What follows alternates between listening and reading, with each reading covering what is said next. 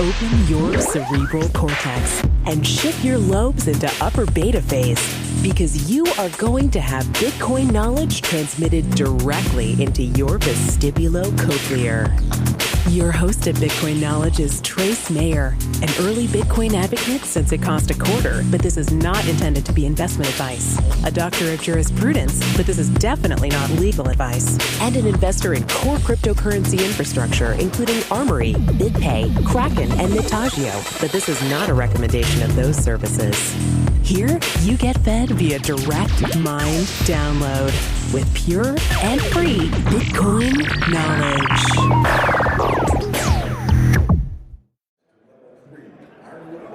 Okay, welcome back to the Bitcoin Knowledge Podcast. We're at Money 2020, the largest payments conference in the world. And I have Halsey Minor, founder of BitReserve.org with me. Welcome to the podcast, Halsey. Oh, great. Thanks for having me. Could you give us a little bit of your background to start with? You founded CNET, right? Yeah, I started CNET Networks in 1993, and I ran it until February of 2000. I started a couple of companies internally that were spun out. One was a software company called Vignette, and then another was MBCI. When I left, we were a NASDAQ 100 company, and one of two, us and Yahoo, during the 90s. In 1999, I invested a little under $20 million in Salesforce.com, and was quite frankly tired from running CNET and excited about Salesforce, and so I helped Mark and John Dillon, who was the original CEO of Salesforce, build the company for 4.5 years, and also started a company called Grand Central that later became Google Voice, and another called OpenDNS. And then about 1.5 years ago, after watching Bitcoin for a while, around June of last year, I decided to launch BitReserve. Now, what in the world attracted a pioneer in the whole internet space to Bitcoin itself, and specifically what you're doing with BitReserve? And maybe you can explain a little bit about what you're doing with BitReserve also. Sure. What I saw immediately in Bitcoin was the idea of being able to exchange value in a standards-based way across the internet. And what attracted me to the internet early on was the ability to exchange information in a standards-based way, which told me that ultimately the business of publishing would become a very large business if the whole world basically drafted off of a single standard. And so what I saw in Bitcoin was, again, the sort of formative technology that would allow not just the exchange of information, but really the exchange of value. I was preoccupied with figuring out how this wonderful innovation could be turned into something that resembled money. And money has a very specific role in people's lives. Money is that which our bills come in. It is that which does not appear to change in value. It is the safe stuff that we move our investments out of. And the part about Bitcoin that I sort of set about trying to understand and hopefully address is the need to own a volatile asset simply to participate in the ecology of Bitcoin. And it was apparent to me, and I think it's been proven, that the market for people who will hold something volatile as money is a lot smaller than the people who will hold things that they do not perceive as volatile as money, the US dollar being probably the best example. So when I set about building BitReserve, the first thing I realized was it's impossible for Bitcoin to become non-volatile against every currency because every currency trades against every currency. So unless the UN were to simultaneously make the entire world accept Bitcoin, it would always be volatile somewhere. Even if it mirrored the dollar, it would mean it would be volatile against every other currency in the world. So mathematically, there was no hope of ever making Bitcoin non-volatile. There was only a political solution, and that would come from the UN, and I just didn't see that ever happening. Nor did I see people changing their mortgages to be in Bitcoin, or their car payments, or even Walmart accepting Bitcoin and denominating in Bitcoin. And so that meant there's a gap between the benefit that this digital currency could bring and its nature as a volatile asset. And that gap, to me, seemed to be a significant hurdle towards the adoption ever, in fact, coming. And what I realized was the problem for how to create something which is stable while being able to spend in another currency is actually solved by the banks and credit card companies a long time ago. I hold my money in dollars because that feels, to me, in the United States, that's what all my bills are in, so that feels secure. Now, yeah, that's your numeraire. That's how you measure everything. Yeah, that's how I measure everything. So, but when I go to London, I can convert money into pounds, but it's kind of an inefficient way because I don't know how many I'm going to need. But what I really do is the same thing most people do. I pull out my credit card and I buy things that are priced in pounds, and through the magic of the financial system, my dollars just get converted into pounds and the whole thing happens without me having to do anything. It's an incredible consumer experience, but the problem with it is banks charge a lot of money to do it. Yeah, so like upwards of 10% in some cases. So the idea was, well, what if I could let people hold money in any form that felt, I didn't force them to have Bitcoin, but I gave them that option. But they could hold dollars, euros, yen, won, and hopefully by the end of next year, probably well over 100 different currencies that all feel non-volatile to people. But from those currencies, just like the banks do or the credit card companies, I could let people send Bitcoin instantly. So you don't have to opt into volatility to opt into the Bitcoin economy. And the problem that I see with Bitcoin, it's this sort of hoarding phenomenon, and my warning for the world of Bitcoin is use it or lose it. Because Bitcoin has no value if it is simply being used for hoarding. Things that are hoarded, you can hoard water and that has a certain, if it's dry, and you can hoard food if you can't eat. But Bitcoin hoarding has no advantage other than some psychic reward, because Bitcoin's value is solely predicated on its utility to go and buy things. And so what's happened is that there's this sort of conundrum in the world of Bitcoin. It's like, I want to hold my Bitcoin because I want it to be worth more and I want to make money, and so I don't want to spend it and be stupid. But if nobody spends it, then the whole ecology never takes off. And then the even worse thing is starting to appear, which is people start going, well, there are 1,000 people who own half of Bitcoin, and really this is just a Ponzi scheme to make a few people rich. And Bitcoin, quite frankly, is in a position now where that is a very real byline for a lot of stories to start to happen unless things change. So what I say to people, even people who get upset with us that we've created money, dollars that have these abilities, what I say to them is, look, you can do two things. You can take your $1,000 worth of Bitcoin and convert it to $1,000 on BitReserve, and you can spend that money for 0.45% as Bitcoin instantaneously. It won't be fun because it's called money. It's called dollars, and it'll just sit there. And then you can refill your Bitcoin card with $1,000. Now you can walk the walk and talk the talk. So you're able to participate in the actual transactions on the Bitcoin network, but reduce the exposure that you have to the volatility of the exchange rate. You can use Bitcoin as money and as an investment. Because money to everyone in America, because everything that we see is priced in dollars, are dollars. If you're a working mother, let's assume we're trying to make money for everybody, right? The Bitcoin's not just for rich people in Silicon Valley. Let's assume it's for everybody.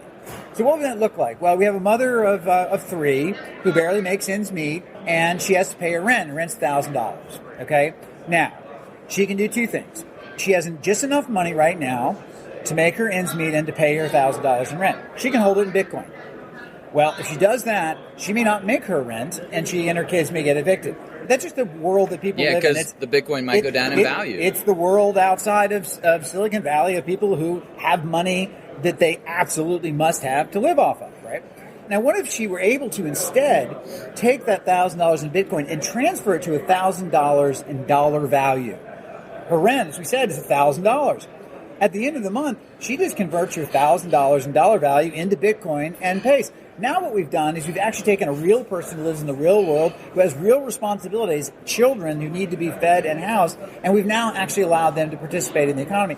So our hope is that we can get away from Bitcoin being about people who are really rich, who have a lot of money, who can extend the volatility, talking about, how everybody else doesn't get it. And what we can do is instead, we can take Bitcoin and we can recognize that people need to be able to rely on having the money that they make every month in order to pay their bills. And unfortunately, even if people don't want to acknowledge that, in the United States, bills are in dollars. And in the UK, they're in pounds. And you're in Europe. And so if you really, honestly, truly care about making Bitcoin successful, and you honestly want to move it away from this sort of Silicon Valley, fanboy money, what you have to do is you actually have to make it work for people who don't have a lot of money. Those people don't have the luxury of losing 30% in 2 weeks or 50% in one day.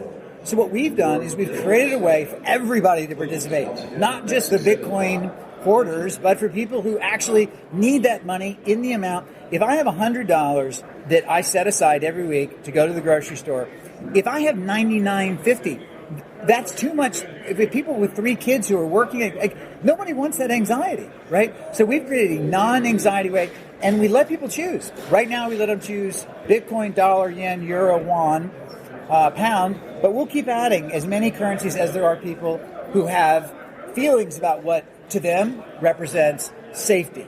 Now, how do you manage to actually do this? Are you taking possession of the yens or the dollars? Are they contracts for difference? Are they some type of swap or derivative? Like, what's the actual functionality and kind of the regulatory aspects of all of this? So the great thing is that the largest market in the world is a foreign exchange market. It's $5 trillion a day. And it's all handled by computers, and computers are really good at doing this. So the way that we handle it so that it's instantaneous. So if you send Bitcoin from your WON card, that Bitcoin will go just as fast as Bitcoin being sent from Coinbase, for instance. And this is a WON card that's issued by BitReserve? Yes. Let's say you put your money in WON, or let's say you put your money in dollars, whatever it is. You have on BitReserve. On BitReserve. So you've transferred it into that value. Well, what we actually do is something that's very simple.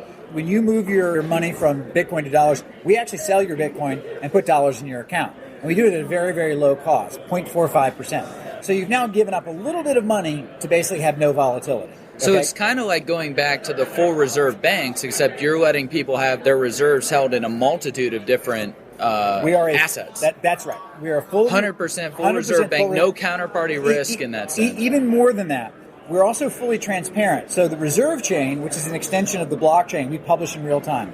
As money moves around between these addresses that we have, we publish that. So you can see exactly what our liabilities are at any given time. What we also publish is, and we have an API for it as well, is the Bit Ledger. What that does is it tells you the total liabilities we have, the money we're holding, and it tells you exactly how we're holding that money. Not bonds, but currently it's all cash. But one day it'll say, this bond, at this date, at this price, at this maturity, and you will be able to today already, and I'm waiting for the first person to do it as a website, you can create a real-time balance sheet for our reserve. And it's a well-known process. And every quarter we have a reserve audit where they come in, they call up all the banks, they make sure we have all the money, they look at everything, they look at our processes, and they do it every quarter. And then every year we'll switch.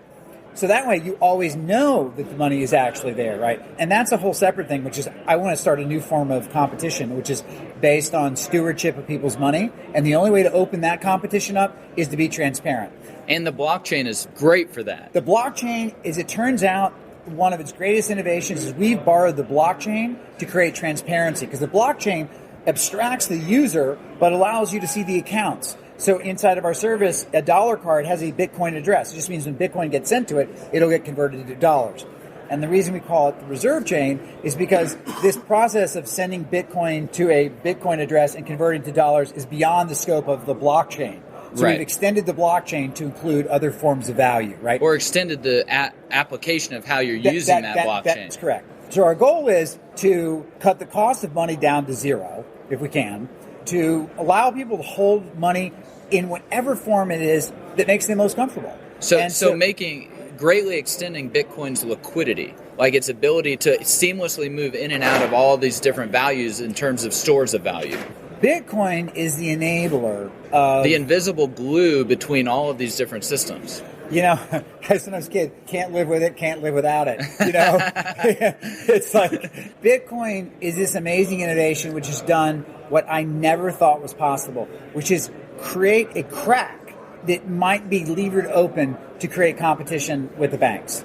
Because go get a banking license. You can't do it. It's no different than going and trying to get a slot. The most regulated industry in the world. Right. And it's not just regulated for consumers' benefit. It's also regulated like the airlines were. Yeah. And not just a bank license. Try to get a central bank license. Exactly. Right. Just not going to happen. Right. So what Bitcoin did is it opened the door and it forced the other banking system, and if just 1% of assets or even 0.1% is held in Bitcoin, it massively changes the rules of the game for all other assets. What I tell everybody internally is I want banks to have their Uber moment.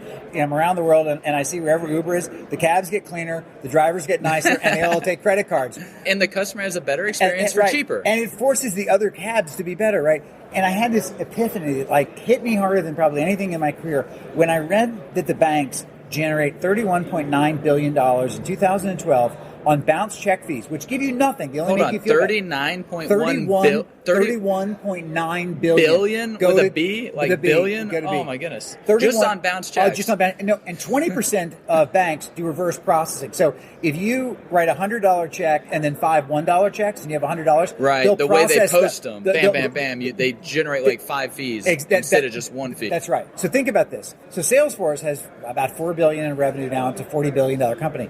The bounce check industry is $31.9 billion in 2012. What I realized was you can't... Not delivering a product. Nothing. I mean, people used to say Microsoft was a monopoly, but they never made $32 billion doing nothing. Literally nothing, right? So it dawned on me, it's like, this is And they're still taking advantage of the float on all these bounce checks. Yeah, and exactly. And so the thing that struck me was, I grew up with all these monopolies, and they got broken up, and it was great. You know, the airline deregulation and brokerage deregulation and telecom deregulation. And what I realized is that those industries took money from the rich. Like, you wanted to fly? It just costs a lot more, right? Of money. Wanted to broker? Just costs a lot more. Wanted to call California? Poor people didn't do that from New York. Okay?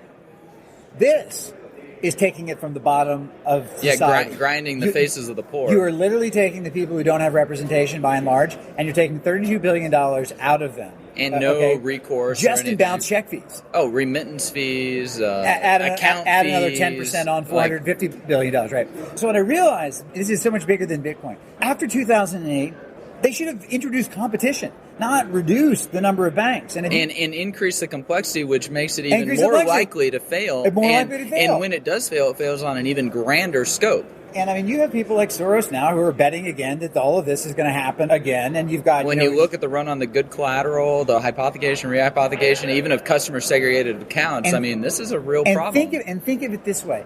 With all the problems in the banks, with Bitcoin $6 billion, why are they even paying attention to it? I want to say one thing about New York, because I think, in the end, New York is probably good for Bitcoin because all the banks are basically never going to be able to compete because they're locked into, they've been ring fenced. An iron curtain has been now built around New York.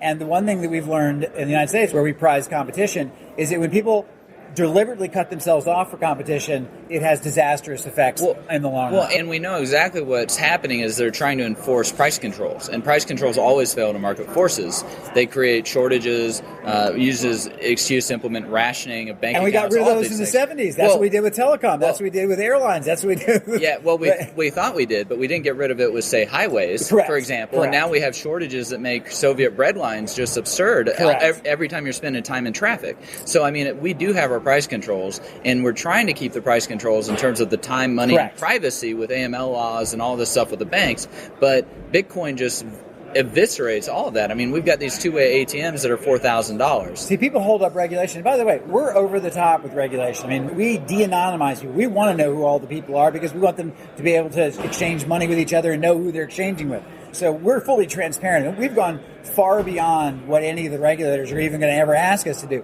But we're doing it for consumer reasons. But what people don't understand is regulation doesn't mean that they're helping you. Because when the airlines were regulated, it meant that a large percentage of the population couldn't go and the rest of the population overpaid. When the brokerage houses were regulated before Charles Schwab, it meant only rich people had brokers. When the phone companies were regulated, it meant that long-distance calls cost the equivalent of about $2 a minute to call across the United States. Regulation doesn't mean benefit for consumers. It actually can mean that you maintain monopolies for as long as those regulations stay in place. You cannot make $32 billion by making people feel bad and have competition. I was saying to people, like, if we noticed that people were trying to spend money that they didn't have, well, we wouldn't charge them and we wouldn't make them feel bad. But the question we'd ask ourselves is, what can we do to give them better insight so they know how much money they have?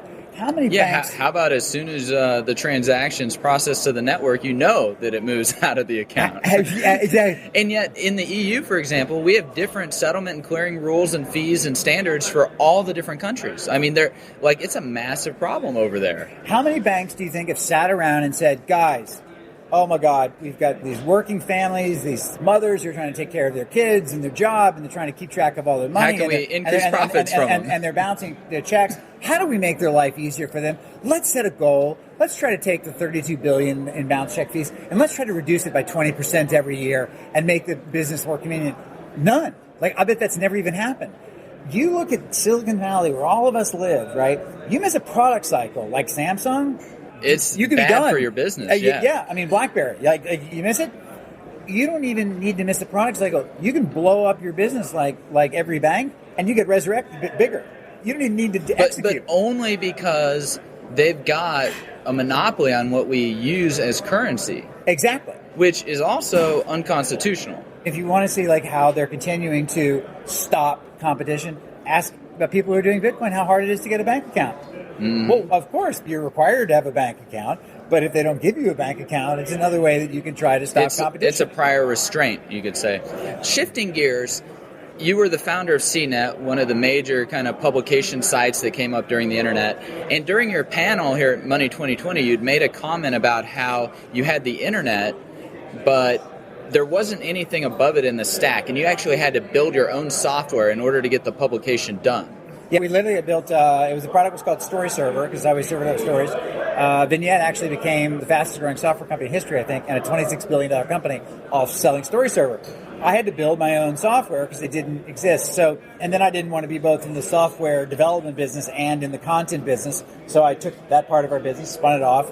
So now, if somebody wants to start a CNET, they can go get WordPress, which is developed on Git for free, and bam, they got content management system, and boom, they're off and running. Now you don't have to buy the software, you don't have to buy the hardware. The whole stack is now basically rentable for $10 a month from Amazon and hosted. Right. Yeah. Now, on your panel, you talked about how Bitcoin is kind of at the culmination of all of these additional technologies that we've built in the past. Yes. Can you talk a little bit more about how Bitcoin is this layer and where you see BitReserve being an additional layer on top of that, and then other layers that will also be needed to be built on top of Bitcoin to make it even more usable and functional for people to apply in their lives? You know, it's interesting because there was a small group of us really who did stuff on the internet. And it was funny, I was up on the panel with those guys, but it was like me and Jerry Yang and a couple other guys. Jerry Yang, Yahoo, right? Yeah. I mean, a long time ago. But it was like that. I mean, it was just a couple of young guys. You're on the panel with I Jerry was older. Yang. Jerry was 27. I was 28 or 29. I mean, it was the same kind of thing. So now I'm the old guy. And the world turns. And the world does turn. And the one thing that I wish people who looked at Bitcoin would maybe see a little differently, what all of us saw on the internet was this amazingly indestructible infrastructure that was based on open standards and would let us publish everywhere. And there were no gatekeepers. Innovation without permission. Innovation without permission. It's perfectly said. And ironically, the flame mail we got back then was from university students who thought we were commercializing their little world. I mean, it's hard to believe, but it was really true. So we all saw this, and the VC saw this, and everybody kind of came in. What we saw was this distributed nature allowed for the centralization of really, really amazing services. I put a circle around CNET because we became the center of the digital universe. And just my software downloading service had 10 million people a day finding software. I centralized this function that everybody could share in at very low cost. eBay did the same thing. You know, we all did.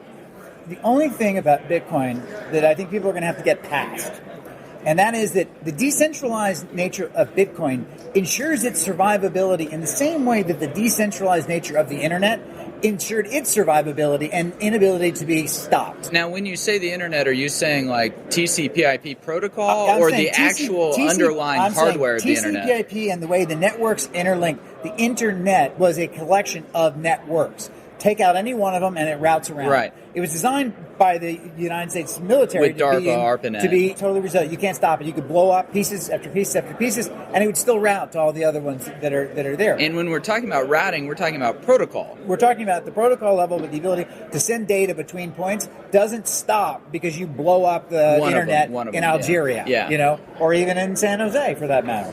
It was loosely coupled, so you could plug in all these different kinds of networks, a corporate network, a high-speed network, a cable network. So that's what we all saw.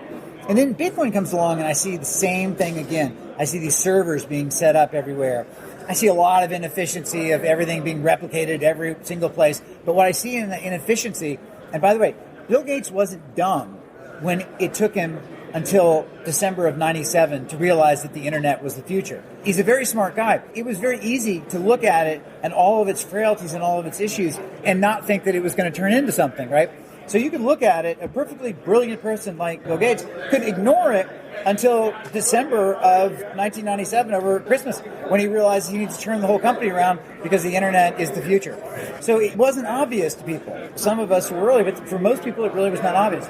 Now we have Bitcoin, and Bitcoin has miraculously been created at this really fertile time, 2008, and it's happened in the banks and the whole thing. And somebody invents this ability to move value around that literally can't be destroyed, unless you can take out every single server everywhere, because they're all mirrors of each other. Yeah, censorship resistance. It's censorship resistant. There is no point of control. And the network security is primo with Bitcoin. Yeah. So when I looked at the internet, I said, oh, TCP/IP, HTML, which was HTML 1.0, didn't have much. So I looked at these things and I said, well, that's all great, but that doesn't create a publishing company because you need to build software to do that. So I was fortunate. All of my engineers were at Bell Labs and Belcore, and they were all in Watchtower, New Jersey, and they were brilliant. Andy Wirth had done a big document management project, and he built Vignette. And so we layered on top of the internet that had nothing but these protocols and standards, we layered an actual application that made that do something, namely publish. So that you could actually impact people's lives. And then, we got this potential, but we actually have to build software on top of it to realize the potential. Exactly. So then when that software then was sold, then every newspaper, in the country built it because it had all of our knowledge, not only about software, but also about workflow and all that kind of were transferred. So now we have the same amazing thing, and we have this indestructible infrastructure, but people want to replicate the infrastructure in their business. There's nothing wrong with centralization. You don't have to have one or the other. You can actually have both. Our power is centralized, and maybe they'll come up with a better way of decentralizing it. Salesforce is centralized. CNET was centralized. The religious fervor that created this amazing thing, it can't get so carried away that it moves away from kind of what the consumer wants. The consumer doesn't want a complicated thing they got to stitch together. What they really want is this system that is actually created, and I would have bet impossible, a credible threat to the banking industry of the world. And I mean threat in competition. Not obsolescence. Obsolescence. Deserved, earned obsolescence. Hey, it's just part of humanity's journey from the swamps to the stars, in our evolution. Exactly. And so what I saw was like, okay, Bitcoin's great, but if my mom's going to be on this, and a lot of people have known in my life, they can't withstand the volatility of Bitcoin, but I want them to be able to participate in what this is about. And so what we think we're doing, or what we're trying to do, is we're trying to create a bigger boat for people to come in. You don't have to accept Bitcoin volatility to spend Bitcoin money at places that accept Bitcoin. A boat that holds 100% reserves and can hopefully be a preserve against all of the financial catastrophe that's just been already misallocated and waiting to be administered. And what we're hoping happens, actually, and we'll start next year, we want to make sure that we prove to everybody that it can be done, but our hope is that other companies will do what we do. As we say, what you do with your money is your business. What we do with your money is everybody's business. The more people who follow us along the path of transparency, what we end up doing is we end up creating a banking system that is better in every regard. Well, except in creating the moral hazard for people that are working inside the banking industry. Yeah. It's not good for them. No, and I had people who came up to me and they said, well, you don't have the $150,000 FDIC guarantee. And I would look at them and say, but there's no fractional reserve. I'm like, okay, but some people got their $150,000 back. But the actual cost was $4.7 trillion. Like, let's not think that it's the FDIC thing. And by the way, if that FDIC plaque on the wall meant banks didn't crash anymore, I'd be all for it. But two major ones have happened, the savings and loan crisis and the most recent one in my 49 years. And yes, we ended up giving those people back their $150,000 or $250,000, I guess, ultimately. But the $4.7 trillion that was the total cost is equal to the Korean War, the Vietnam War, both Gulf Wars, putting a man on the moon, in current dollars, by the way, with an extra trillion left over. Oh, my goodness. What are we trying to solve? We're not, the $150,000... Why are we preserving this obsolete system? So that we pay people to blind themselves from whether the institutions that have their money should have their money. So transparency... we are doing, it's out, I'm hoping to see it show up, data show up everywhere. And moving forward, true 24-hour accounting in a lot of ways. It is a real-time proof of solvency at all times. Yeah. And will be so forever. This is really going to suck a lot of the oxygen out of what the banks are currently surviving on. They survive on the floats, they survive on these fees, They survive on all the fractional reserving that they're able to do. It's interesting because here's the way I look at it. I don't have anything against the banks. I don't have anything against people who work in the banks. Well, they serve a good purpose. I think people generally do what they're supposed to do in the role that they're in life. We have a structural problem. Right. Just like newspapers have a structural problem in the information age. We have a structural problem that is structurally ensuring that a bunch of institutions that don't have the technology or the will, the desire, maybe even the people to innovate are basically in command of the economy. It's not blaming the bank or blaming... No, it's just a systemic problem. It's a systemic problem. That poses a risk to society as a whole. Lanos is working for us, who's trying to handle this from a regulatory standpoint. But this has to be a policy standpoint. We have to decide as a country, because every company I've started has been in the United States. We're a Cayman Island company. And I don't know a lot of companies that are trying to, they're rushing to the United States in this area some to even operate, but many to incorporate in the United States, because it is such an unknown, and we are what Europe used to be. We are now Europe. They're one market for money. We're 48 different states, and then add the federal government. We've actually flip-flopped with Europe. Yeah, so, isn't that the irony that, not only are we going to be ground zero for this monetary and financial crisis that is coming down the pipeline, but we've also trammeled ourselves with the regulation that prevents the people who see it coming from actually providing a solution. Yeah, providing a solution. It's very problematic. That is exactly right. And, in my opinion, could pose a major risk to U.S. national security. There's no doubt. I mean, there's just no doubt. I don't want to focus it on the banks. I want to focus it in a positive way. We want to build a solution. We need the right to compete. We need the right to compete. Here's the thing. With New York State, assuming that they're not disingenuous, assuming that they really want to protect consumers and they're not just trying to build an iron curtain around New York, let's assume. Let's roll the tape back to 1996 through 2000. There was a stratospheric amount of money that was invested in bad ideas and lost. Stratospheric. Enormous amounts of money. People tried everything. Every stupid idea under the world was tried, and they were all funded. And do you know what we got for that? Ownership of the internet. Every major company in the world that had anything to do with the internet was in the United States. Yeah, there was waste. Guess what? Innovation, trying new things, taking risks, it produces waste. But it also produces a fertile, active, growing It produces economy. The Facebooks, the Googles, the eBays, the Yahoos, the Amazons, like Go everything, on and on right? and on and on and on and on. Name them all. Now, who's the most recent internet IPO? Oh, wait, I thought that was Chinese. I think that was Alibaba, wasn't it? Yeah, right. Wonderful. Yeah. I mean, London, I've been to the Bank of England twice. I've been to 10 Downing Street. I got to tell you, they haven't fully figured out how to get out of their own way yet, but they are deadly serious about having that business in their country. Yeah, I actually, 2 weeks ago, I was on a panel at the British consulate in New York.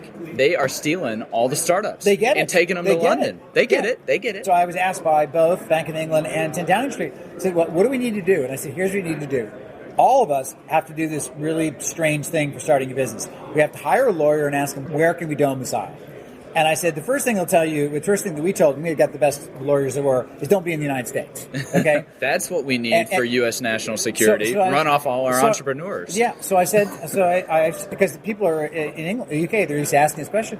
I said, what you should do is call the lawyers up who are giving advice and ask them what they're saying and why, and then you figure out what you need to do so that they say, go there. Well, I know one of my companies, Natagio, it's based out of Isle of Man, domiciled in the UK. Yeah. Because they can't do business in the U.S., And they get it over there, and they're focused on it over here. And look, I've created a lot of really big companies in the United States and a lot of jobs. All these companies are now global anyway, but I think it's unfortunate that there's nobody when the Japanese were competitive, we all got, everyone got up in arms and we need to improve quality and we need to improve teamwork. The whole nation sort of felt like we were coming behind and we needed to do stuff. And so we deregulated, we did all kinds of things. Now it's like the boiled frog, right? Yeah. It's like creeping regulatory burden. And nobody is going, oh my God, we're falling behind. Alibaba is one of the biggest internet companies in the world, and they're not in the United States anymore. And they got some other big ones over there too. So it's the frog. And I don't know whether we'll wake up in this country in time to kind of co-opt a lot of what's going on today. But when you look at what hopefully we will. Hopefully we will. And if not, then never before has the world been as small a place. Like, you can just leave. Which is happening. People, very skilled, sophisticated, wealthy people are just leaving the U.S. and taking their investments with them. That's unfortunate, but it just is what it is. Well, I've committed that there will never be a BitReserve of China. BitReserve will be the BitReserve of China. So when I look at New York and I look at our office in Shanghai and I say, what do I want to do? 0.2% of the population of the world is in New York. Do I want to go all the hoopla to deal with them? Do that, or do I want to go over and fight it out in China, where there are 1.3 billion people, and they're ultimately going to, they're all working hard. And they're all working hard. My decision was made. I have zero interest in. We all have limited resources. I'm going to China over New York. 100 times out of 100, because the bang for the buck is greater.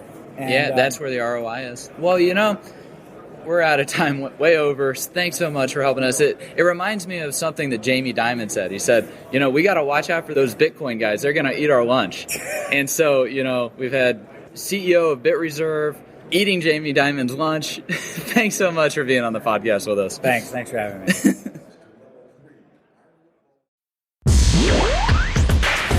Be sure to get a copy of the free Bitcoin Guide at freebitcoinguide.com. Got a question or suggestion? Record your voice at bitcoin.kn. Don't be shy. To help the show, share bitcoin.kn with friends, post about it on Reddit, and otherwise spam the interwebs.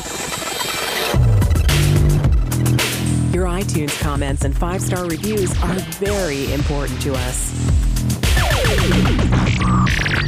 Please continue tuning in to the Bitcoin Knowledge Podcast, where we release interviews with the top people in the Bitcoin world. Now take some choline and let that Bitcoin knowledge consolidate.